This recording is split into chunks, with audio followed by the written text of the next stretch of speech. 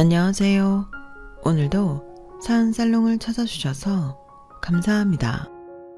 저는 이제 곧 엄마가 되는 경기도 부천에 사는 30대 여성입니다. 저는 꽤나 긴 난임 기간을 가졌던 사람이었어요. 솔직히 시험관 시술도 하고 유명하다는 지방 한의원에 가서 약도 지어 먹어보는 등 할 수 있는 건 전부 해봤는데 잘 되지 않았었죠. 살면서 어지간해서는 뜻대로 이루지 못한 일이 별로 없던 저였는데 생명은 제가 바란다고 쉽게 가질 수 있는 건 아니었어요. 그래서 할 수 있는 만큼 했고 이젠 포기해야겠다고 마음먹었는데 이렇게 감사하게도 아이가 찾아왔고 아이를 품고 있던 그 시간 동안 저는 매일이 기적 같은 날이고 또 신비로운 일상이었는데요. 그것 말고도 제가 경험한 기적 같은 일이 또 하나 있어 이렇게 사연을 써보내게 되었습니다. 사실 이 사연을 쓰게 된 목적은 따로 있어요. 제가 제 남편 자랑을 좀 하고 싶어서 쓰는 거거든요. 저는 장담컨대 우리 남편 같은 사람은 세상에 1%도 되지 않을 거라고 자부해요. 그만큼 저희 남편은 저에게 최고의 남편이고 저희 엄마에게 최고의 사위인데 원래 사위 사랑은 장모라는 말이 있잖아요.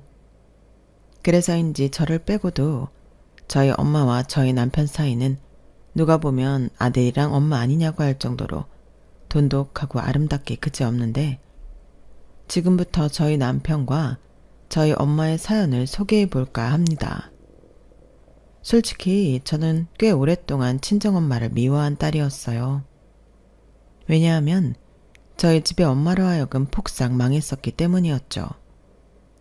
그리고 돈도 돈이지만 엄마가 친 사고에 아빠가 밤낮으로 그걸 수습하기 위해 일을 하시다 사고로 하루아침에 돌아가시는 일이 일어났고 그 충격으로 저는 이 모든 일이 전부 엄마 탓으로 생각됐는데 그래서 엄마 곁에 있을 수가 없었어요.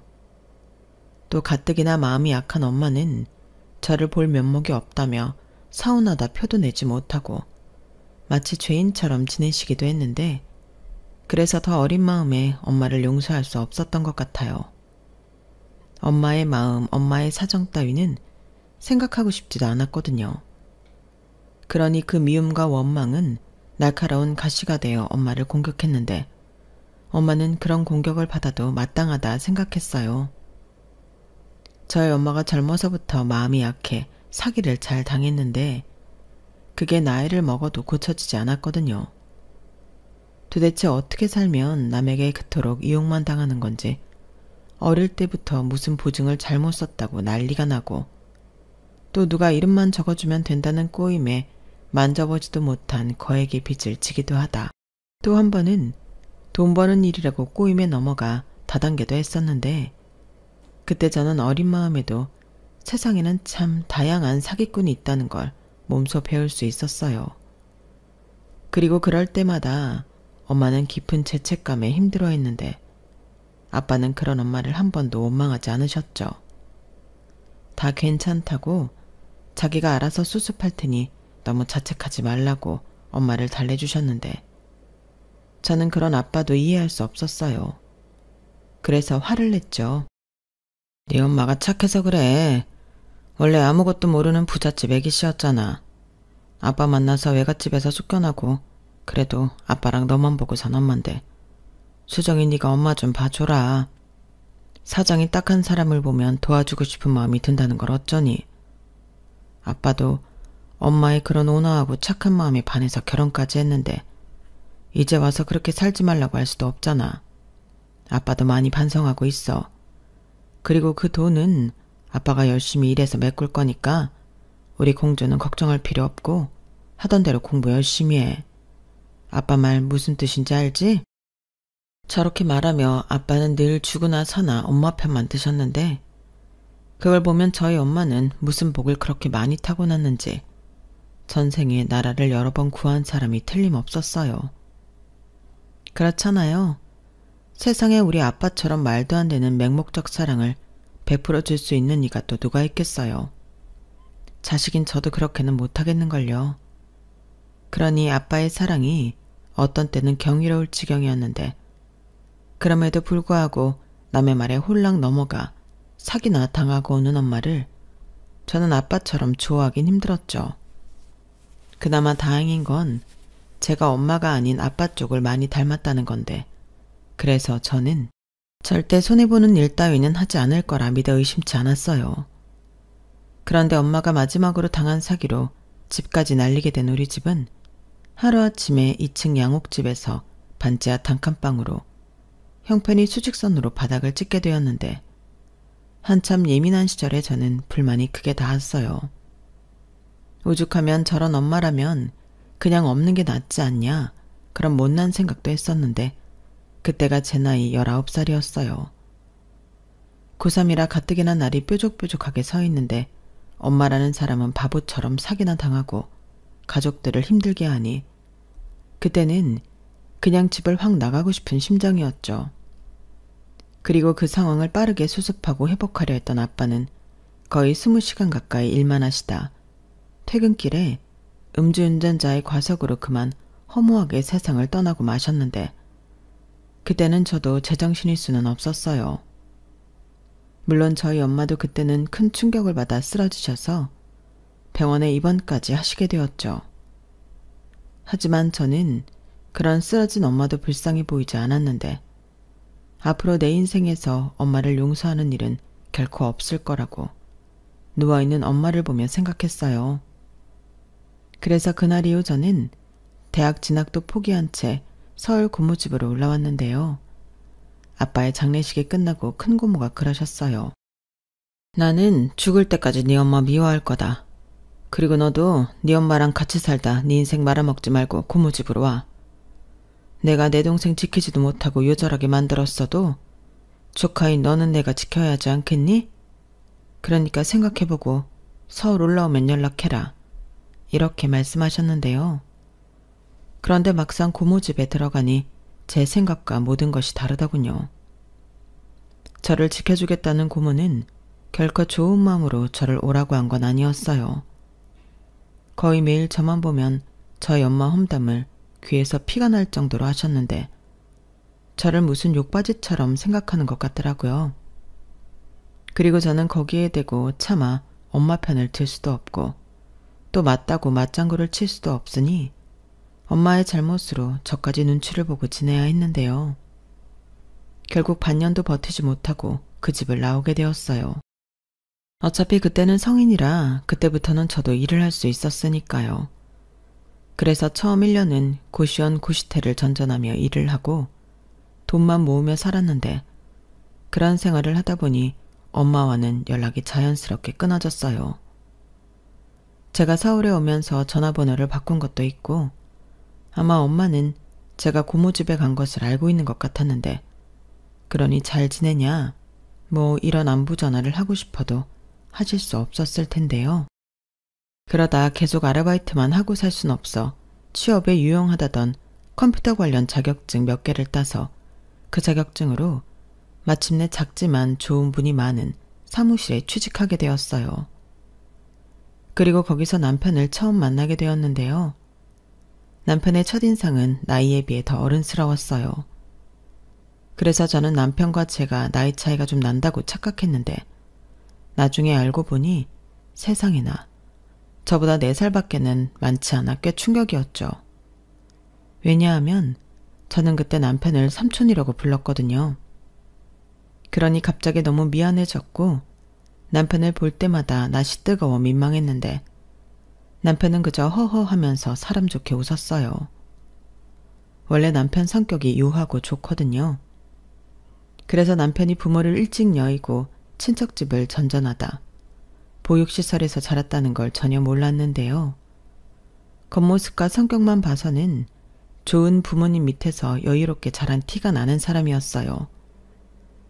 그런데 어쩌다 우연히 남편의 그런 아픈 과거를 알게 된 저는 또다시 내가 사람을 잘못 봐서 실수했다는 생각에 고개를 들 수가 없었고, 그때부터는 어쩐지 남편을 대하는 게 무척이나 조심스러워져서 피할 때도 많아졌는데, 남편은 저와 사이가 멀어지는 걸 원치 않았는지 멀어지면 멀어질수록 저에게 더 가까이 다가와주는 사람이었어요. 왜냐하면 남편은 벌써 그때부터 저를 좋아하고 있었다고 했거든요. 그렇게 저는 처음으로 남편의 마음을 알게 되었고, 그때 난생 처음으로 남자한테 고백이라는 것도 받게 되었죠. 어찌나 수줍어 하던지 저까지도 마른 침이 꼴깍꼴깍 넘어갔는데 남편은 저에게 이렇게 말했어요. 저기 있잖아. 사실 나는 연애 경험도 많이 없고 수정이 너도 알다시피 고아 출신이라 자신감이 많이 없어. 네가 나를 싫어할 수도 있다고 생각은 하는데 혹시라도 그게 아니라면 우리 만나보지 않을래? 내가 가진 건 별로 없지만 수정이 너한테는 내가 가진 것 중에 제일 좋은 것만 주고 싶어. 이게 지금 내 마음이야. 라고 하더라고요. 저는 그때 무슨 마음이었던 건지 남편이 자기가 고아 출신이라는 걸 부끄럽게 생각하는 게 싫었는데, 그래서 저도 아, 정말요? 근데 저도 오빠가 생각하는 것처럼 괜찮은 사람은 아니에요. 집이 유복한 것도 아니고. 사실 저도 친척 눈치 보다가 혼자 나와서 살고 있는 거거든요. 라고 이야기했는데 생판 모르는 남에게 제 이야기를 한 건 아마도 그때가 처음이었어요. 그리고 남편은 제 말을 듣고도 저도 자기랑 같은 처지의 사람이라고 생각했는지 정말? 수정이 너도 부모님이 안 계셔? 라고 토끼 눈을 하며 물었는데 그때 잠깐 망설이다 하는 수 없이 아니 그게 아니고요. 엄마는 계세요. 안 보고 산 지 오래됐지만 라고 저는 불편하기만 한 엄마와 제 이야기를 남편에게 조심스레 털어놓게 되었어요. 근데 그게 참 말을 다 하고 난 후엔 민망하고 난감하기 그지 없었는데 이상하게 속이 참 시원한 거예요. 생각해보면 그때는 남이 할까 무조건 제 과거는 숨기고 싶었던 것 같은데 그래서 다른 사람이 저에게 괜한 관심을 갖지 않고 저에 대해 물어보지 않았으면 좋겠다고만 생각했거든요. 그러면서 무언가 숨기고 사는 게 꽤나 불편했다는 걸 깨달았는데요. 제 이야기를 처음부터 끝까지 진지하게 들어준 남편은 정말 진심으로 걱정하는 얼굴로 더 멀어지고 서먹해지기 전에 엄마와 화해하는 게 좋을 것 같다고 하더군요. 그러면서 자기는 그런 엄마라도 있으면 소원이 없을 것 같다고 했는데 솔직히 그건 남편이 괜한 오지랖을 부리는 거라고 생각했죠. 그때도 몸은 성인이지만 정신과 마음은 아직 10대의 티를 벗지 못했기 때문에 저는 남편의 그런 생각해주는 척 부리는 오지랖이 싫었는데요. 속으로 생각했어요. 자기는 부모가 없으니까 잘 모르는 거지. 세상엔 없는 게 더 나은 부모도 있다고요. 하지만 이런 제 생각은 입 밖에 꺼낸 적이 없음에도 아주 오랫동안 제 마음에 박힌 가시처럼 아프고 엄마에게 미안했는데 나중에 엄마가 저와 떨어져 지내면서 많이 힘들었다는 걸 알게 되었어요. 자기 때문에 사랑하는 가족이 모두 떠났다고. 아빠에 대한 죄책감과 저에 대한 미안함으로 TV에 나오는 자연인처럼 모든 걸 다 버리고 혈혈단신으로 숨어 지내기도 했다는데 건강이 나빠져서 엄마의 막내 동생인 이모한테 SOS를 친 것 같더라고요. 그나마 외가 식구 중에 엄마가 유일하게 연락하고 지냈던 사람이 막내 이모였는데 이모는 이참에 정신 똑바로 차리지 않으면 영영 딸 자식 얼굴도 못 보고 살 거라고 엄마한테 이를 악물고 살라고 했고 그날 이후 엄마는 다시 태어나는 마음으로 돈을 벌었어요. 그래서 이모와 반찬 가게도 차리고 나름 열심히 살고 있었는데 그러면서 저를 찾으려 무던히 노력을 하셨나 보더라고요. 하지만 고모가 네가 무슨 낯짝으로 네 딸을 찾아? 네 딸은 내가 잘 데리고 있으니까 관심 끄고 너나 잘 살아. 피 같은 내 동생 인생 그렇게 요절하게 만들었으면 너도 우리한테 죄인이다. 다시는 연락하지 마. 수정이 찾을 생각도 하지 말고. 라고 했다는데 솔직히 너무 화가 났어요. 그때는 이미 벌써 제가 그 집을 버티지 못해 나간 지 한참이 지난 후였는데 고모는 마치 그때도 저를 데리고 있는 것처럼 연락하지 말라고 했으니 엄마는 그 말을 철석같이 믿었다고 했어요. 그리고 다시 연락을 해볼 생각도 못하고 그저 딸인 제가 자기를 찾아오면 돈이라도 지어줘야지 하는 마음에 악착같이 살았다고 했는데요. 그래서일까요? 제가 집을 나왔을 때 엄마의 모습과 제가 다시 엄마를 마주했을 때의 모습은 정말 많이 달랐어요. 그때 이모가 네 엄마 고생 진짜 많이 했어. 하루 온종일 너만 생각하고 너만 걱정하면서 살았어. 그건 내가 보장해. 그러니까 수정이 너도 네 엄마 그만 용서해줘라. 이젠 네 엄마 순진하게 사람한테 속지도 않고 때도 많이 탔어. 라고 했는데요. 정말로 엄마가 그동안 어떻게 살았는지 말을 하지 않아도 알 것 같은 모습이었어요. 그리고 그게 제가 남편과 연애 5년 후에 결혼을 결심하고 처음으로 엄마를 찾아간 날이기도 했는데 그땐 정말 떨려서 잠도 설치고 거의 뜬 눈으로 날을 새고 엄마가 있다는 곳에 가게 되었어요. 사실 저는 어차피 시댁도 없고 저도 친정이라 할 곳이 없으니 결혼식은 생략하고 혼인신고만 하고 살아도 된다고 생각했거든요. 둘이 어디 경치 좋은 곳에서 셀프 웨딩 사진이나 좀 찍고 같이 살아도 무방하다고 생각했는데 남편은 그건 아니라고 했어요. 둘 다 고하면 모를까 나중에 저희 엄마가 알면 속상하다고요. 그래서 솔직히 내키지는 않았지만 떠나온 단칸방이 있던 그 동네를 시작으로 엄마를 찾아보게 되었는데 그다지 힘들지 않게 엄마가 있는 곳을 알 수 있었어요. 엄마가 언제고 제가 찾아오면 자기한테 연락 좀 해달라고 여기저기 자신의 연락처를 뿌리고 갔더라고요. 그리고 모든 일을 다 잊고 혼자 자연 속에서 살겠다고 다짐했을 때도 새끼인 제가 엄마인 당신을 찾을까 핸드폰만큼은 꼭 챙겨서 갔다고 했는데 그러고 보니 엄마의 연락처는 제 기억 속에 남아있는 그 번호 그대로였죠. 그러니 제가 엄마와 연락이 닿은 건 그다지 어려운 일은 아니었는데요. 그렇게 근 7년 만에 다시 만나게 된 엄마는 조금 낯설었어요. 겉모습도 그렇고 어쩐지 성격도 예전에 비해서는 훨씬 단단하게 느껴졌는데 이모 말처럼 사회때가 좀 타서 그런 건지는 몰라도 분명한 건 옛날에 물러터지고 순진해서 사기만 당하던 모습보다는 훨씬 나았다는 거였어요. 그리고 그때는 저 역시도 고아 출신 남편을 엄마에게 소개해야 하는 입장으로 마음이 약한 엄마가 제가 사랑하는 남자를 너그럽게 봐주면 좋겠다고 생각했는데요. 아니 웬걸? 엄마는 저를 7년 만에 만나 벅찬 감동을 넘어 남편의 사안을 알고는 마치 수도꼭지가 고장난 것처럼 눈물을 멈추지 못하셨어요. 그러는 거 보면 사람의 천성은 절대로 변하는 건 아닌 것 같더라고요. 그 뒤로 지독한 사위사랑이 시작되었는데 남편은 다시금 부모가 생긴 것 같다며 행복해했죠.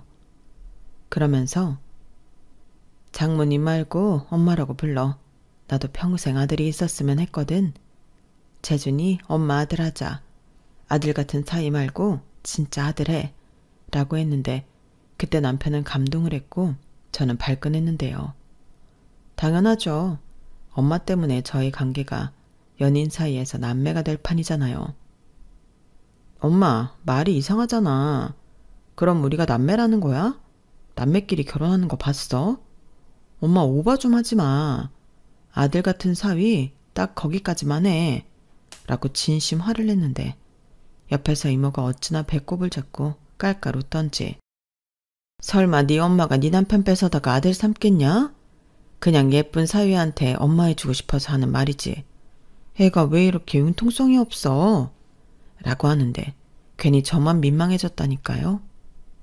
아무튼 그런 계기들로 저랑 엄마의 사이는 7년의 공백을 메워가기 시작했는데 저희 엄마는 저희 결혼식에도 행여 아들 같은 사이가 상처받을까 혼주석도 없애고 다른 하객들과 같이 앉겠다고 하셨어요. 어차피 저도 아빠가 안 계시니 저희는 둘이 동시 입장했는데 저희 엄마가 벌떡 일어나 누구보다 큰 축하와 축복을 해주셨죠. 그래서 양가 부모님 사진을 찍을 땐 저희 엄마가 저희 부부 사이에서 팔짱을 끼고 세상 다 가진 듯 웃으셨는데 저는 그 사진이 제일로 좋아서 지금까지도 그 사진을 거실 벽에 걸어놓고 있답니다. 저희 남편도 그 사진이 제일 잘 나왔다고 좋아하거든요. 그리고 저희는 서울 신혼집에서, 그리고 저희 엄마는 서산에서 떨어져 지냈는데요. 원래도 떨어져 살았는데 결혼 후에는 그 거리가 무색하리만큼 자주 왕래하며 만났어요.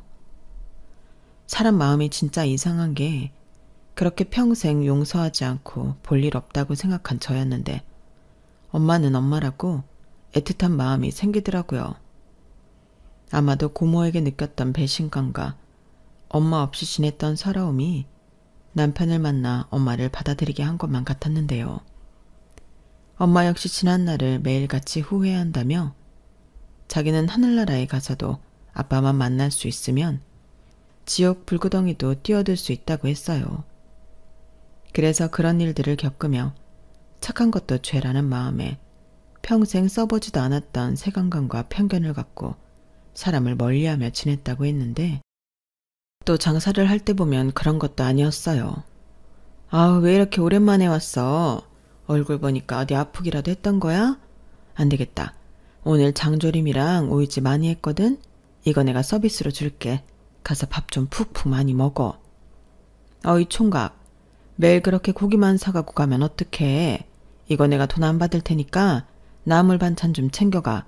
골고루 먹어야지. 이거 내가 떠리로 주는 거 아니고 아까 점심시간에 새로 무친 거거든? 그니까 가서 고추장만 넣고 비빔밥을 만들어 먹든 즉석밥에 반찬으로 먹든 좀 먹어. 이렇게 손님이 말하기도 전에 본인이 퍼주기 바빴는데 저희 이모도 저건 어쩔 수 없다고 고개를 절레절레 흔들었어요. 뭐 그 덕에 인심 후한 사장님이라고 단골이 많기도 했는데 음식 솜씨는 저희 이모랑 엄마가 진짜 좋거든요. 그래서 결혼 후에도 저희 부부도 제가 음식을 잘하지 못해 음식을 받아서 먹었는데 그럼 정말 소 돼지라도 키우는 건지 두 사람 먹는데 택배 기사님도 힘들어할 만큼 많은 양의 국과 반찬이 배달되어 왔어요. 덕분에 저도 그렇게 반찬들이 오는 날에는 이웃들에게 나눠드리게 됐는데 다 먹지 못해서 버리게 되면 그것도 아깝고 곤란한 일이니 엄마 덕에 선심을 쓰게 되었어요. 그러자 그 덕에 이웃들에게 매번 고맙다고 과일도 받고 감자나 고구마, 옥수수 같은 것도 받으며 꽤 잘 지내게 되었는데요. 그럴 때마다 자주 듣는 말이 있었어요. 근데 애기는 언제 가죠? 애기 울음소리 들어본 적이 한참 됐는데 어디 애기 소리 좀 들어보자. 시끄럽다고 민원 넣고 그러지 않을 테니까 하나 낳아봐. 아니다. 이왕이면 둘 셋 낳고 내가 애기 보는 거 도와줄게. 이런 식으로 아이 언제 가지냐? 한 살이라도 어릴 때 애를 갖는 게 좋다 하시며 불필요한 관심을 주시기도 했는데 둘 다 아이 생각이 없는 건 아니라서 그때부터 조금씩 초조함을 느끼게 되었어요. 저는 우리 부부가 그래도 나이가 많은 것도 아니고 마음만 먹으면 언제든 아이를 가질 수 있을 거라고 생각했거든요. 그런데 뭐가 문제인 건지 자연 임신은 한 번도 성공한 적이 없었고 산부인과 검사를 받아도 둘 다 문제가 없다며 열심히 노력해보다 정 안 되겠으면 시험관 시술을 고려해 보려고 했는데요. 그렇게 저희 난임 기간이 시작되었어요. 시험관 시술이라는 것도 진짜 아프고 힘들더라고요. 그래도 소중한 생명을 갖는 거니 그 정도는 감수해야 한다는 마음으로 참고 견뎠는데 2번 정도 임신에 성공했으나 초기에 유산을 하면서 저는 몸도 마음도 우울해졌어요. 그때 남편이 언제든지 포기해도 된다고 했는데 저는 포기가 되지 않았죠. 왜냐하면 이렇게 임신이 어려울지 모르고 남편과 이세 계획을 세우며 주고받은 말들이 있었는데 그때 남편은 아이를 최대한 많이 낳아서 북적북적하게 살고 싶다고 했어요. 그게 자기의 꿈이었다고 하면서요. 그러면서 어린이날은 뭘 하고 크리스마스엔 자기가 직접 산타 분장을 해서 나타나 아이들에게 선물을 주겠다는 등 별의별 이야기를 나눴는데 저는 내심 꼭 그런 가정을 만들어 남편의 꿈을 이뤄주고 싶었어요. 그런데 둘 셋은 고사하고 한 명도 이리 갖기가 어려웠으니 너무 우울했는데 거기에 남편은 또 둘만 재미있게 살아도 된다고 하니 그 말을 믿을 리가 없었어요. 거기에 엄마는 애타게 손주 소식을 기다리면서도 행여 제가 신경 쓸까봐 마음에도 없는 거짓말을 했는데요. 엄마는 손주보다 니들이 더 중요해. 손주야 없어도 상관없지. 그러니까 너 힘들면 그만해라. 이렇게 말하는 엄마였지만 이모한테는 왜 임신이 안 되는지 모르겠다고 침울해 하셨어요. 그걸 또 제가 못 봤으면 좋았는데 우연히 보게 되었고 그 후로는 마음이 좋지 않더라고요. 해서 저희 부부는 제가 우겨서 난임센터도 다니게 되었는데 성공 사례도 있긴 했지만 어려운 사람들이 더 많았으니 저희 부부도 그렇게 될까 마음이 늘 무거웠어요. 그리고 밖에서 애기들만 보면 그렇게 눈에서 눈물이 나왔는데 남편이 그 모습을 보더니 우리 이제 진짜 그만하자. 애기 없어도 상관없어. 우리끼리 재미있게 살면 되지. 내가 생각해보니까 애기 있으면 여행도 잘 못 다니고 자기는 또 출산하고 힘들잖아. 에이, 안 하는 게 더 좋아. 그니까 우리 애기 갖는 거 이제 그만하고 신나게 놀러나 다니자. 라고 했는데 저는 그런 남편이 고마우면서도 미안해서 아무런 대답을 하지 못했어요. 그런데 그런 난임 기간을 무려 7, 8년 겪다 보니 몸과 마음이 축 나서 제 스스로도 안 되는 건 안 되는 거니 이쯤 했으면 포기할까 하는 마음이 들었고 며칠 끙끙 앓고 털고 일어나려 했는데 그때 충격적인 일이 벌어졌어요. 그건 바로 알아누웠다는 딸 소식에 보양식을 바리바리 싸들고 서울로 온 엄마가 아빠처럼 교통사고를 당했다는 연락을 받게 되었는데 어찌나 손발이 덜덜 떨리고 심장이 튀어나올 정도로 요동을 치는지 저는 그 자리에서 아무것도 하지 못했고 소식을 접한 남편이 나서서 저 대신 이리 뛰고 저리 뛰고 했는데요. 저희 엄마는 곧장 응급수술을 받게 되었어요. 하지만 출혈이 너무 많았기 때문에 살 확률이 20%밖에는 되지 않는다고 병원에서 말했고 저는 무너지고 말았어요. 이렇게 엄마까지 잃어버리는 건가 너무 공포스러웠는데 남편은 무슨 말이냐고 절대 그런 일 없다고 자기는 엄마를 믿는다고 저도 엄마를 믿으라고 했는데 그때 남편의 목소리도 떨리고 있었어요. 하지만 자기가 무너지면 안 된다고 생각했는지 가까스로 버티며 홀로 수술실 앞에서 망부석이 된 남편이었는데요. 그러면서 저는 힘들다고 집에 가서 쉬고 있으라고 하더군요. 제가 그때 몸도 별로 좋지 않고 아무런 준비도 없이 병원에 왔기 때문에 남편은 집에 가서 있다가 자기의 연락을 기다렸다가 필요한 것들을 좀 챙겨오는 게 어떻겠냐고 했는데 저는 싫다고 했어요. 우리 엄마 딸인 내가 있어야지 그런 생각이 들었거든요. 하지만 남편은 이런 거 길게 봐야 해. 그리고 자기랑 내가 한 몸인데 내가 있으면 자기가 있는 거지. 지금은 모든 가능성을 열어두고 우리가 거기에 맞춰서 대응하는 게 최선이야. 자기 요즘 몸 컨디션 별로라고 힘들어했잖아. 일단 자기부터 빨리 컨디션 회복하고 나랑 교대하자. 아까 수술 잘 끝나도 오늘은 중환자실 가셔야 한다고 했어. 그러니까 사실상 자기 여기 있어도 잠깐 면회밖에는 안 돼. 내가 전화할게. 라며 저를 무조건 집으로 돌려보내려 했는데 나중에 그러더라고요. 혹시라도 만약에 안 좋은 결과가 있거나 수술이 끝난 엄마의 모습이 너무 좋지 않으면 제가 충격을 받을까봐 자기가 먼저 확인하고 저에게 알리고 싶었다고 했는데 저는 그것도 모르고 남편이 왜 저러나 짜증이 났어요. 내가 자식이지 자기가 자식인가? 그런 생각도 했는데 일단 정말로 아무런 준비도 없이 병원에 온 거라 남편의 말을 듣기로 했죠. 대신 내일 아침 일찍 만반의 준비를 해서 병원에 다시 와야겠다. 그렇게 생각하고 남편에게 꼭 전화달라고 이야기한 뒤 집으로 돌아왔는데요. 현관문으로 들어오는 순간 후들거렸던 다리는 힘을 아주 잃었어요. 그래서 신발도 벗지 못하고 현관에 주저앉아 한참을 서럽게 목 놓아 울었던 저는 이 모든 걸 안쓰럽게 지켜보실 것만 같은 아빠한테 제발 엄마를 데려가지 말라고 떨어져 지낸 시간이 너무 기니까 조금 더 같이 지내고 싶다고 간절한 마음을 담아 빌었는데요. 집에 온 지 2시간 후에 남편에게 연락이 왔어요. 엄마 수술 잘 끝났어. 중간에 위험했던 순간이 있었다곤 하는데 무사히 고비도 잘 넘겼고 지금은 회복실에 있다가 당분간은 중환자실에서 경과를 지켜본다고 하더라고. 나 엄마 얼굴 보고 자기한테 사진도 찍어서 집에 갈게.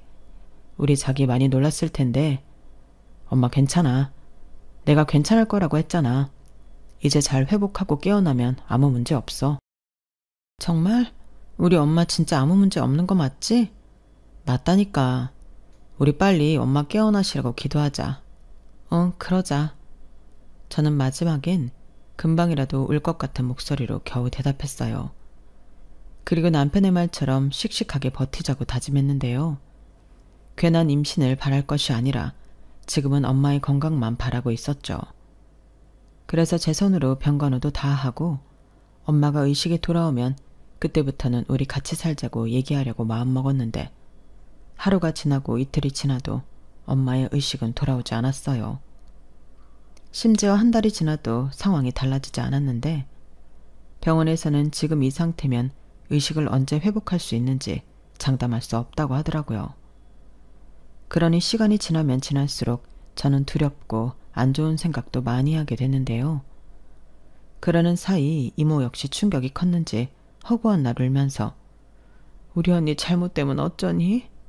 그렇게 형부가고 고생만 직살나게 했는데 이제 좀 너랑 정서방 만나 사람답게 살기 시작했는데 왜 이런 일이 우리 언니한테 일어났다니. 진짜 너무 속상해. 라고 속상해 하셨는데 가게 문도 며칠째 닫고 이모는 거의 식음을 전폐하고 알아누웠다고 하더라고요. 이모부도 저희 엄마 병원에 가봐야 하는데 이모가 너무 상태가 좋지 않아 못 간다고 미안하다고 하실 정도였는데 저는 실상은 아니었지만 괜찮다고 했어요. 사실 이모를 보면 제가 와르르 무너져 울 것 같기도 했거든요. 그리고 엄마가 사고를 당한 후 저는 제가 이렇게 마음이 약하고 눈물이 많은 사람인 줄 처음 알았는데 그 피가 어디로 가나요? 저 역시 엄마 딸이 맞더라고요. 그리고 그럴 때마다 제 자상한 남편은 저를 필사적으로 지켜줬는데 남편은 매일 저에게 괜찮다고 엄마가 피곤하셔서 밀린 잠을 자는 거라며 가진 핑계를 만들어 저를 위로했죠. 저도 남편의 마음을 알았기에 맞다고 우리 엄마 곧 깨어나실 거라고 둘이 눈물이 그렁그렁해서는 애써 웃으려 했는데 그렇게 시간이 흐르다 보니 한 달 가까운 시간이 되었어요. 다행이라고 해야 하나. 수술 끝나고 일주일 정도 지난 후에는 일반 병실로 옮겨서 저와 남편이 수시로 엄마 곁을 지킬 수 있었는데 거의 남편이 자기가 있겠다고 해서 저보다 저희 남편이 병원에 있는 날이 더 많았어요. 대신 평일 낮 시간은 남편이 일을 가야 하니 제가 있었어요. 저는 임신 준비를 하면서 일을 그만뒀기 때문에 낮 시간엔 엄마 곁을 지킬 수 있었죠. 그리고 휴일은 항상 남편이 24시간 엄마 곁을 지키고 싶어 했는데요. 제가 아무리 괜찮다고 같이 하자고 해도 밤에는 자기가 있겠다고 고집을 피우던 남편이었어요. 그러면서 남편은 엄마 곁에서 물수건으로 몸 구석구석 닦아드리고 다리도 주물러드리고 노래도 불러드렸다고 했는데 그 얘기를 간호사님께 전해 듣게 되었죠. 그때는 저도 깜짝 놀랐죠. 그런데 간호사님이 연신 남편 칭찬을 하며 처음엔 우리 모두 남편분을 아들인 줄 알았다니까요. 딸이 며느리고. 근데 기록 보니까 사위가 저러고 있는 거라 우리 모두 남편분 팬이 됐어요. 요즘 진짜 저런 사람 없거든요. 저희 수간호사님도 무진장 오랜만에 보는 모습이라고 신기했어요. 라고 하는데 저는 새삼 남편에게 너무 고마움을 느꼈어요. 친자식도 하기 힘든 일을 저렇게나 정성을 다해 하다니 저도 제 남편의 진심에 눈물이 나올 지경이었는데 그래서 그 이후로 저는 저의 거실 벽에 걸린 것처럼 엄마 사랑을 남편과 공유하며 아주 오랫동안 행복하고 싶다는 꿈을 꾸게 되었어요. 그러니 엄마만 깨어나면 이제 우리 가족에게 남은 건 행복밖에 없다는 생각뿐이었는데요. 그렇게 엄마 의식이 돌아오길 기다리던 시간이 길어지면서 저희는 어쩔 수 없이 병원이 아닌 요양시설을 알아볼 수밖에 없었어요. 그즈음 저보다도 남편이 살이 너무 많이 빠져 있었어요. 얼마나 살이 빠졌냐면 옷들이 전부 커서 못 입을 정도였는데 새 옷을 사지 않으면 입고 다닐 옷이 없는 판이었죠. 그래서 그날은 남편 옷 좀 사려고 근처 아울렛을 돌고 있었는데 남편의 다급한 전화가 걸려왔어요. 엄마가 깨어나셨다면서 저더러 빨리 병원에 오라고 했죠. 저는 정말 만세라도 외칠 기세로 정말? 하고 외쳤고 불이 나게 택시를 잡아 타고 병원으로 갔죠. 그러자 정말로 의식을 찾은 엄마가 저를 보고 빙그레 웃으시는데 저는 아이처럼 달려가 엄마를 안았어요.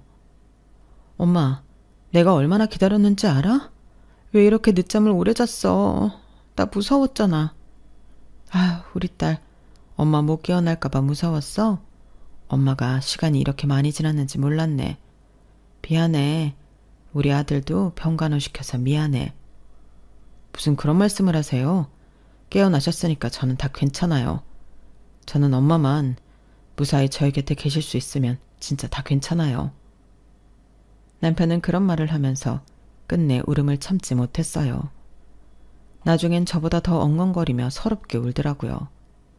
그래서 저희 엄마가 두 팔을 벌려 남편을 안아주셨는데 그 병실에 있던 사람 중에 울지 않는 사람은 단 한 명도 없었어요. 그리고 저희 엄마는 마치 언제 의식을 잃었던 사람이었냐는 듯 건강하게 퇴원하셨는데 병원을 나서려는 그때 엄마가 저에게 그러셨어요. 근데 딸, 혹시 아기 가졌니? 이렇게 말하셨는데 저랑 남편은 깜짝 놀랐죠. 그럴 리가 없었기 때문에 무슨 소리냐고, 혹시 의식 잃었을 때 꿈이라도 꿨냐고 농담 반 진담 반 말했는데 엄마는 제 몸이 좀 변한 것 같다고 집에 가는 길에 산부인과에 들러보자고 하셨어요. 저는 무슨 말도 안 되는 말을 하는 거냐? 저는 곧 월경을 할 날짜가 다가오고 있다고는 했는데 엄마가 그러니까 괜히 한번 확인해 보고 싶었고 저는 산부인과에 들르기 전에 임신 테스트기를 먼저 사서 화장실에서 확인을 했는데 아주 또렷한 두 줄이 나타났어요. 얼마나 놀랐는지 처음 보는 그 두 줄이 너무 신기했는데요. 저는 곧장 남편과 엄마에게 임신 테스트기를 보여주고 산부인과로 향했어요. 그리고 벌써 임신 8주라며 아이 심장 뛰는 소리도 들었어요. 벌써 몇 번째 눈물을 흘리고 있는지 모를 저희 부부와 엄마였어요. 그동안 제 컨디션이 나빴던 이유가 다 이것 때문이었더라고요. 저는 그런 줄도 모르고 무심한 엄마였는데 그렇게 집에 돌아오니 저희 남편은 신이 났어요. 오늘은 아주 기쁜 날이 연달아 있으니까 이 집안 머슴인 제가 두 마나님을 모시겠습니다. 아유, 됐어. 거기에 엄마는 빼야지. 그리고 음식도 해본 사람이 하는 건데 뭘 할 줄 안다고. 에이, 엄마도 참 저 잘하는 거 되게 많아요. 제가 기회가 없어서 못 보여드려서 그렇지 사실 음식은 제가 수정이보다 한 수 위라니까요. 엄마는 기다렸다가 맛만 보시면 됩니다. 아마 맛을 보시면 이젠 장모님이 아니라 저랑 반찬 가게 하고 싶으실 수도 있어요. 뭐? 아유, 저 넉살을 어쩌면 좋아. 내가 저 넉살 보고 싶어서 벌떡 일어났지. 엄마도 참 그랬으면 더 일찍 깨어났어야지. 우리가 얼마나 조마조마하면서 엄마 깨어나길 기다렸대. 사람 피를 말리고 일어났으면서 무슨 벌떡이야? 아유, 그랬네. 엄마가 잘못했지. 앞으로 평생 엄마가 갚을 빚만 또 생겼네. 빚은 무슨, 앞으로 평생 행복할 날만 남았지. 이젠 셋이 아니라 넷이잖아. 그러니까 엄마도 서산에 갈 생각하지 말고 이제 우리랑 살아. 우리 애도 엄마가 키워줘야지. 너 벌써부터 엄마더러 애 보라고 시키려고? 이모가 그러는데 애 봐준 보람은 없다던데. 그야 나는 모르지. 근데 엄만 싫어? 그래서 나보다 이모가 더 좋다고? 아님 그 반찬 가게가 우리보다 더 중요한가? 그럴 리가. 엄마도 그냥 해본 소리지. 설마 엄마가 우리 딸이 하는 부탁을 거절하겠어? 엄마는 우리 딸이랑 아들 그리고 태어날 우리 손주를 위해서라면 뭐든 다 할 수 있어. 예전에 네 아빠처럼 다 해줄 거야. 하물며 엄마는 다시 태어났는데 뭘 못하겠니? 그럼 진짜 이제 여기서 사는 거다. 나중에 말 바꾸면 안 돼. 그래, 엄마도 여기서 아들, 딸, 손주까지 엄마 아주 째지게 살아보자. 그래서 저희 가족은 그렇게 함께하기로 했어요. 이모는 그 소식에 잠깐 서운하다고 난리가 났지만 이젠 자식을 옆에서 편하게 지내라고 나중엔 엄마를 꽉 안아주었죠. 그리고 지금 막달이 가까워지는 제 옆에서 엄마는 하나부터 열까지 전부 다 챙기면서 새 식구 맞을 준비를 하느라 정신이 하나도 없는데요. 아주 요즘은 저희 부부보다 저희 엄마가 더 저희 아이를 기다리는 눈치예요. 벌써 아이 이름까지 유명하다는 장명소에서 지어와서는 계속 부르고 계신데 요즘은 할머니 부름에 자기 여기 있다고 대답이라도 하고 싶은지 뱃속 아이의 태동이 심상치 않아요. 마치 자기 존재를 제일 먼저 알아봐준 사람이 할머니라는 걸 안다는 듯 벌써부터 할머니만 좋아할 낌새가 다분한데 참고로 제 뱃속 아이의 성별은 왕자님입니다. 사실 벌써부터 걱정이에요. 아들 엄마는 힘들다고 하시는 분이 많더라고요. 그래서 요즘은 진통 오는 것도 무섭고 출산하는 것도 무섭고 낳아서 키울 일도 겁이 덜컥덜컥 나는데 저희 애가 뱃속에 있을 때부터 밝힐질이 심상치 않았거든요. 한 번은 발바닥 모양으로 제 배에서 존재감을 드러낸 적도 있었는데 태어나서도 말썽 꽤나 피울 것 같다고 남편이 각오를 단단히 하자고 하는 거 있죠? 그러면서 벌써부터 같이 축구찰 기대에 맨날 싱글벙글인데 이게 바로 엄마 아빠의 온도 차이인가 봅니다. 그래도 뭐 그렇게 바라던 아이이니 말은 이렇게 해도 저는 매일 감사하고 행복해요. 자식을 낳아보면 나보다 더 소중한 존재가 있다는 걸 알게 된다고 하던데 저는 그저 제 아이를 사랑으로 키울 생각입니다. 나중엔 마음이 어떻게 달라질지 모르지만 지금은 공부 못해도 상관없고 말썽 피워도 상관없으니 그저 아빠 닮은 건강한 아이로 자라길 바랄 뿐이에요. 그 이상을 바란다면 그건 욕심이죠. 어떻게 찾아온 귀한 선물인데요. 다만 엄마, 아빠, 할머니 너무 힘들게 하지 않았으면 하는 아주 작은 소망이 있다는 점만 우리 아이가 알아주길 바라는 마음인데 제가 지금 마음을 잃지 않고 좋은 엄마가 될 수 있도록 따뜻한 조언과 응원 많이 부탁드립니다. 출산의 고통은 경험한 적이 없어 요즘 그게 제일 궁금하고 또 두려운데 저도 이젠 정말 어른이 되려나 봐요. 엄마가 전에 그런 말을 해준 적이 있거든요. 엄마는 아이를 낳았다고 바로 되는 게 아니라 그 아이가 엄마라고 불러주던 날 되는 거라고 하셨는데 그래 저 자신도 제가 처음 엄마라고 불렀던 그날을 잊지 못한다고 하셨어요. 그리고 출산의 고통은 그런 기쁨에 견줄 것도 아니라며 저더러 두려워하지 말라고 하셨는데 부디 엄마의 그 말이 진짜이길 바라며 저는 이만 사연을 마치도록 하겠습니다. 아, 제가 저희 남편 자랑하고 싶어서 사연을 신청하게 됐다고 했잖아요. 그래서 사연 말미에 적어보자면 저희 남편 정말 대단하지 않나요? 저는 하늘에 계신 아빠가 당신이랑 꼭 닮은 저희 남편을 저에게 보내줬다고 생각할 때가 많아요. 그리고 그런 아빠가 보내준 사람답게 저와 저희 엄마를 아주 많이 사랑하고 챙겨주는 사람인데 저도 저희 엄마도 이젠 저희 남편 없이는 한시도 살 수 없답니다. 그만큼 저희 남편은 저희 가족 중에서도 제일 중요한 사람이 되었어요. 그리고 저는 임신을 하기도 전부터 남편이 좋은 아빠가 될 거라는 걸 한 번도 의심해 본 적이 없는데요. 그러니 저희 집은 저만 잘하면 되는 것 같아요. 저는 전생에 무슨 좋은 일을 많이 해서 우리 남편을 만났을까요? 그러니 이런 좋은 사람을 곁에 오랫동안 둘 수 있도록 저도 걸맞는 좋은 아내가 되고 싶습니다. 아울러 저희 엄마한테도 착한 딸이자 태어날 아이한테는 현명한 엄마가 되고 싶은 바람이 큰데 앞으로 노력하며 즐겁게 살아보도록 할게요. 어디서 그런 글을 봤는데 인생이 심심하면 아들을 낳으라고 하더라고요. 앞으로 어떤 재미난 일들이 저를 기다리고 있을지 아직은 모르지만 열심히 살겠습니다. 그럼 지금까지 제 사연 들어주셔서 대단히 감사드리고요. 늘 건강하시고 행복하시고 좋은 일만 가득하길 진심으로 바라겠습니다. 안녕히 계세요.